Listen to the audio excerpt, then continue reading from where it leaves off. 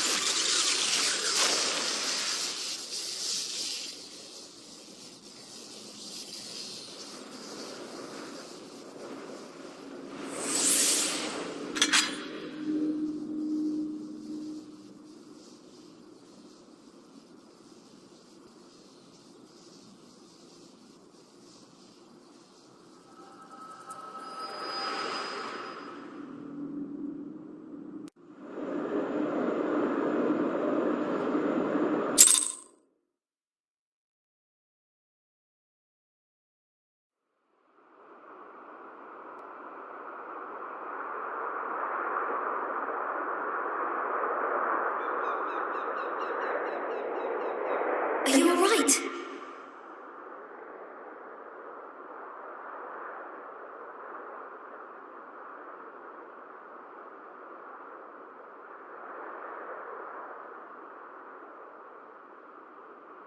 Peer into my past, did you?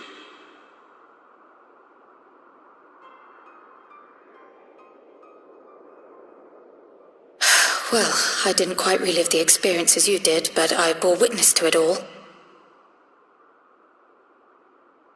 I'm still not sure what I think of this gift of yours, but no matter. Our confrontation was cut short when the Imperial Guard arrived. It was then that Xenos took his leave, citing boredom.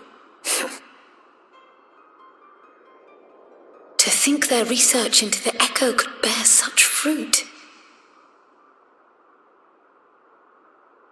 Escaping death, jumping from one body to the next, and returning to his own after all this time. He is an Ascian in all but name.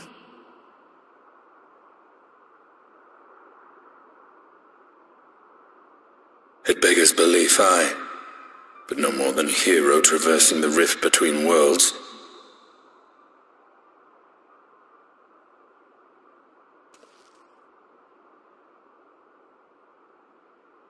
My concerns are far more prosaic.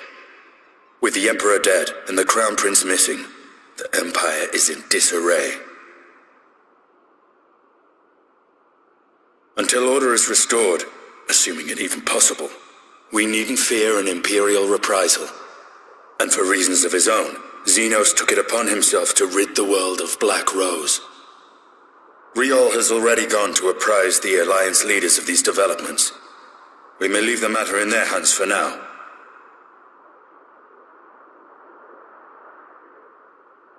Then perhaps we have seen the last of the fighting at Gimlet.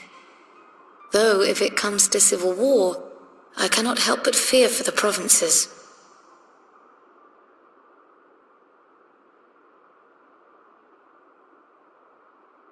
I'd nearly forgotten to ask. What became of Gaius? Did he not escape with you? That he did, but we parted ways shortly after leaving Garlemald. He claimed another threat had arisen which demanded his attention. He didn't elaborate, but the absence of some device or other in the capital gave him reason to believe they're planning something. Lest you worry, I believe he has well and truly shed the Black Wolf's pelt. Conquest is no longer his objective. We may safely leave him to his own devices. Well, it's nice to have one less foe to worry about, even if we do have a mysterious new threat to look out for instead. Speaking of which, I'll see that Riol and our shinobi are made aware. Though we still know next to nothing, it can't hurt to be vigilant.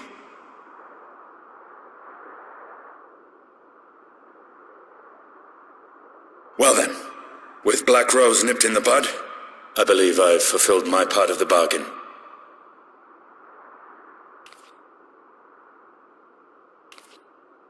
That's true, but with the Archon still slumbering away, we were hoping you might agree to stay with us for a little bit longer.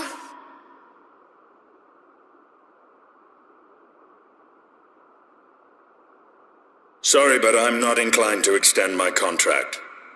Gaius isn't the only one with business to attend to.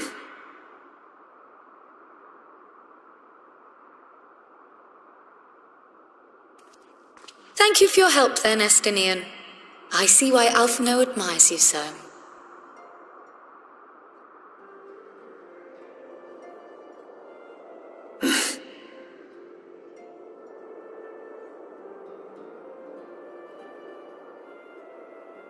Farewell, my friend. See that you don't make a habit of dozing off in battle.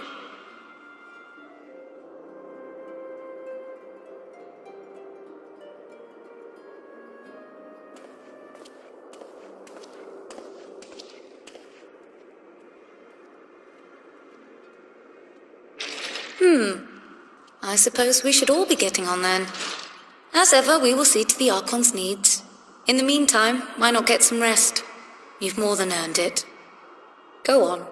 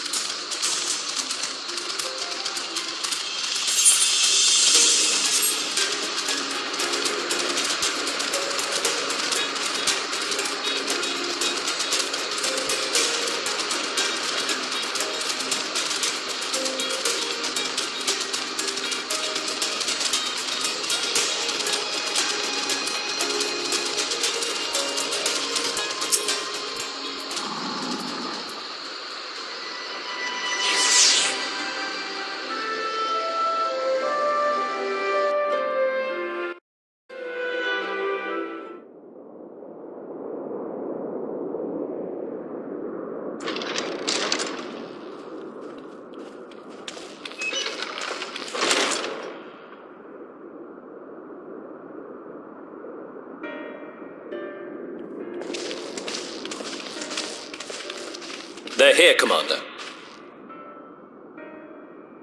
And I, for one, am grateful that they are. Told you've been busy since our paths last crossed at the Gimlet Dark. Not that I understand half of it. When the Scions spoke of other worlds, I struggled to describe what I pictured. Mayhap things would seem clearer were I to hear the tale from your own lips. But I'm afraid the situation will not afford us that luxury. I trust you two require no introduction. We meet again, hero of Eorzea.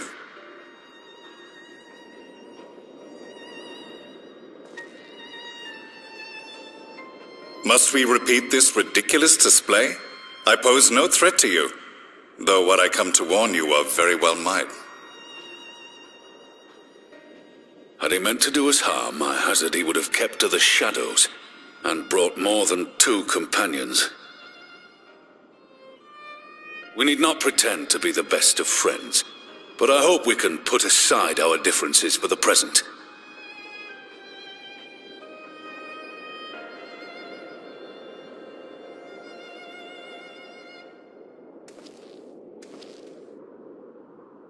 As you are doubtless aware, Sir Estinian and I cooperated to rid the world of Black Rose in your absence.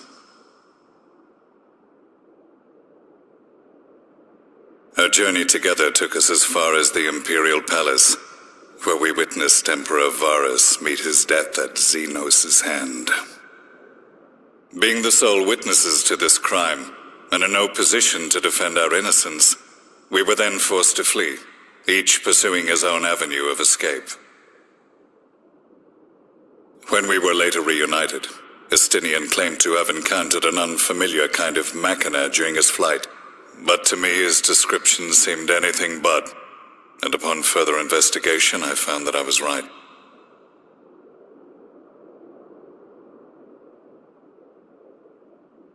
The Empire is developing a new Ultima weapon. What, that Allagan monstrosity, created to vanquish primals, with which you yourself once thought to conquer Eorzea? The same. In my foolishness, I sought to harness its power, and became the Ascian's pawn in so doing. But you know as well as I how that tale ended. The weapon itself, excavated from beneath this very city, was destroyed ere we could fully unravel its secrets, and that should have been the end of it. But unlikely as it sounds, the Empire's efforts to recreate it have somehow borne fruit, primarily through secret research conducted by the 7th Imperial Legion, it would seem. Wait, the 7th was all but annihilated at Cartano, along with its legatus. Indeed, few survived. The 7th, as it is now, has little in common with the Legion led by Vandanis, and its leadership has changed hands several times since. Precisely how this project has continued despite such turmoil, and under whose auspices, remains a mystery. What we do know, however, is that a number of prototypes have been produced, and that one of them is on its way to Eorzea.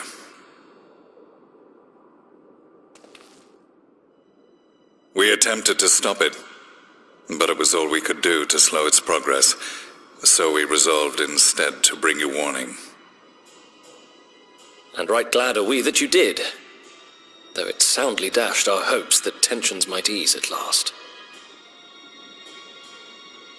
As it is, we've begun to strengthen our presence in the Gimlet Dark, and are assembling a force to meet the coming threat. A force with you in its vanguard, I hope. Before you say anything, I know full well you have pressing concerns of your own.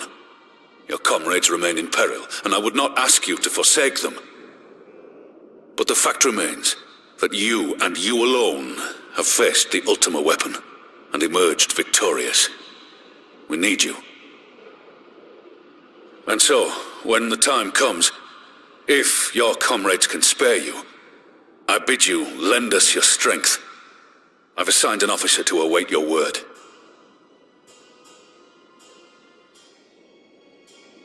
The Ascian's downfall was to be the work of my remaining days, but it was my hand that kindled these flames, and I cannot allow them to spread any further. I will do what I must to see this mistake consigned to history once and for all, even if it means begging your aid. The fates will enjoy the irony, even as I endure the ignominy.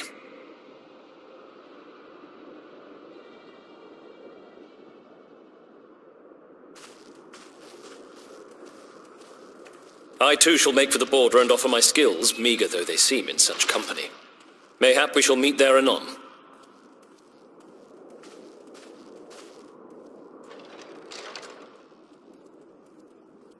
Though we can ill afford to ignore the coming of a new Ultima weapon, our friend's plight grows ever more precarious, and none save you can join them in the first. I only hope you are not forced to make a choice.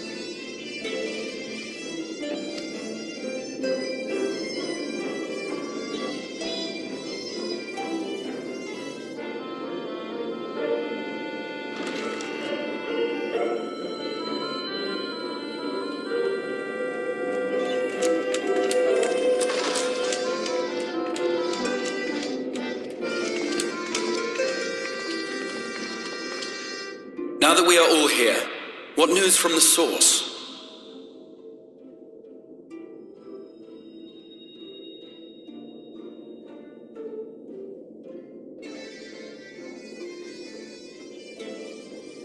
A new Ultima weapon?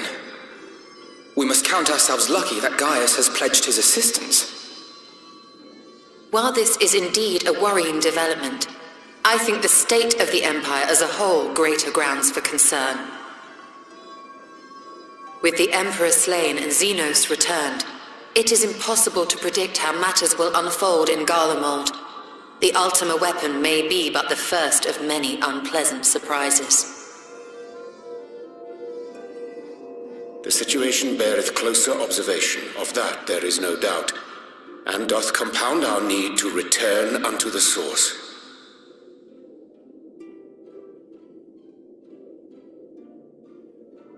Then let us address that issue.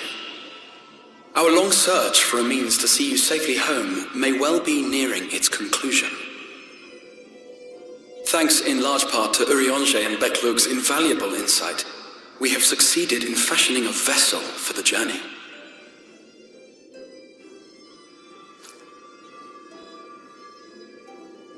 We set out to create a crystalline container retaining the more useful properties of white aurosite, but without its regrettable limitations.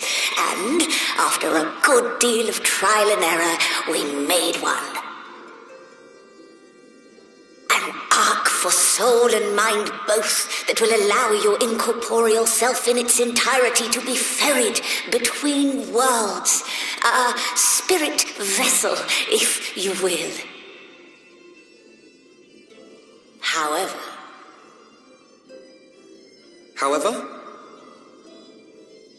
Though the vessel is possessed of the requisite qualities to hold mind and memory, it wanteth yet for a means to receive of them. For that, we must needs imbue it with the Exarch's innate gift. A gift that lives on only through the blood of the Allegan Emperors, which certainly does not flow within aurosite or any other crystal. Just so, milady. The blood serveth as a conduit of sorts. In its absence, memory cannot pass from mind unto mind, nor from flesh unto crystal. That being the case, we must either alter the process of inheritance so as to require no such thing, or determine a means by which my blood may permeate the vessel. I am hopeful that the records found within this tower will yield the knowledge we require to pursue one or the other of these avenues. As well you should be. The Allegan's body of etherological research is extraordinary. I can scarce believe it the work of ages past. But its underlying principles are not so very different from those of my own field of study. Given time, we will find the answers we seek.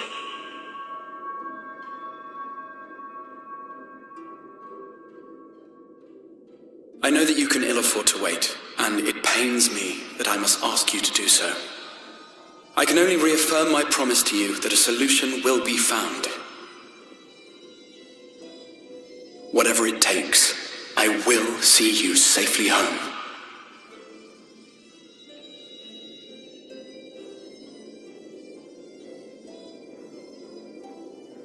My apologies.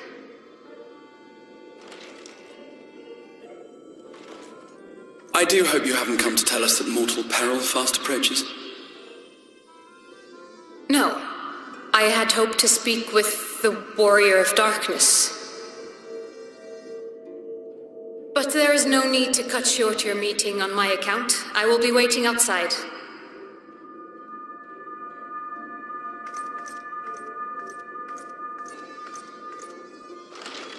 Why not speak in here? She knows I don't mind. Unless she didn't want to. Perhaps I might accompany you. Though I am woefully ill-qualified to assist in the Exarch's research, I may yet be of some use to Lena.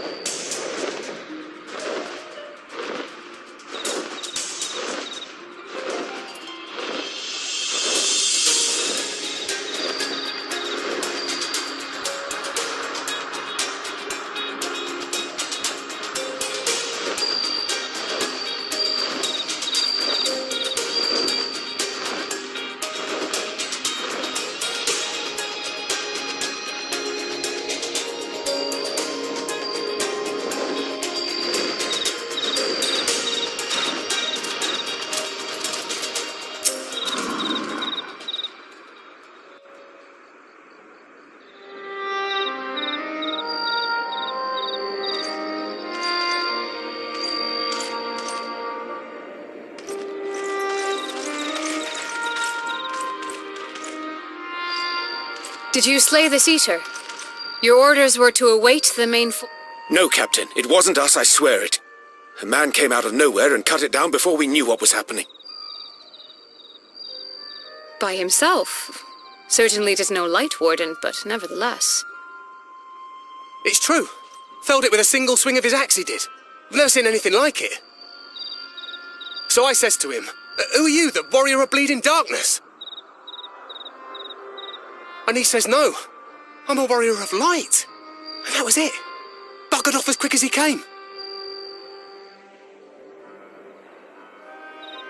A warrior of light? Why would someone go around calling himself that, though? It was those bastards who caused the flood. I mean, if you were going to pretend to be anyone, it'd be him, the warrior of darkness. Eh? Oh, I didn't know. It's an honor.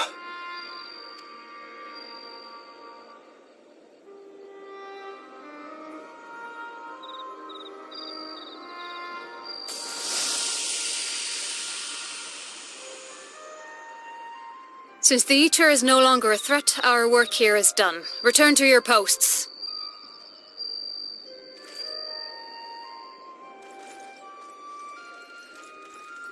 I had hoped to fight at your side today. But I'll continue to follow your example, and may we meet again.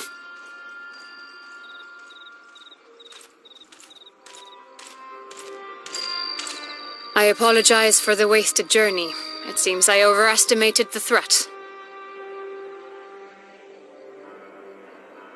As for this warrior of light, I do not know who would be brazen enough to take that mantle for his own. Whatever it may once have meant, the Exarch told me the truth of Ardbert and his comrades' deeds, and I am aware they played some part in your own triumph. But to most, they are synonymous with the calamity that befell this world. Still, if this man is minded to destroy Sin-Eaters, I may forgive him his unfortunate choice of alias.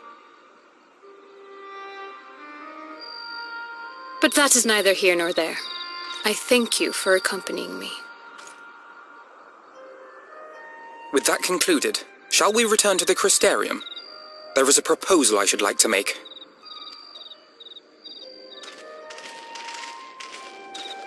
Forgive me. There is one more thing. A personal concern of mine. I had hoped you might have a moment to speak privately.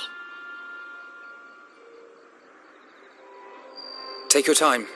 I shall go on ahead.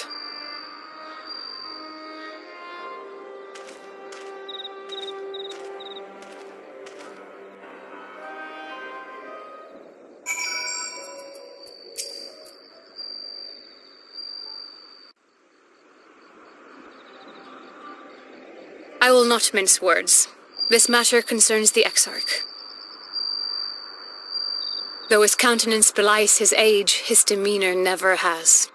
He has seen more than any man should and grown ever more weary with time. But I see I give the wrong impression. While it is true he attempted to open a letter with a salmon fillet the other evening, we are not here because I suspect his mind is deteriorating. Nor do I believe him to be so maddeningly unconcerned by the prospect of his own death as he once was. Indeed, the opposite is true.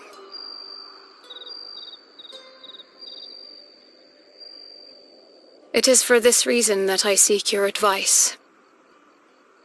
Since he returned from the Tempest, the Exarch is not as he was. He seems a different man. A younger man. I know not the details of his research, but when I saw him at work recently, there was a glint in his eye that I had never seen before. He looked happy. It was as if he had peered into the future and for the first time found joy there. Though it gladdens me to see him thus, I wonder if I should not keep my distance.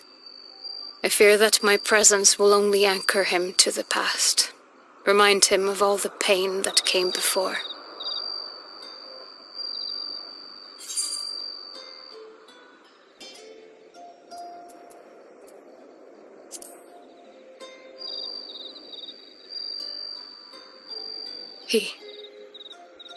Are you sure? Then perhaps we might remain as we were. As we have always been. What a relief. In that case, I will have to speak with him about the amount of time he is spending at work. This research is important, I know, but if he refuses to consider his own health, I will have to consider it for him.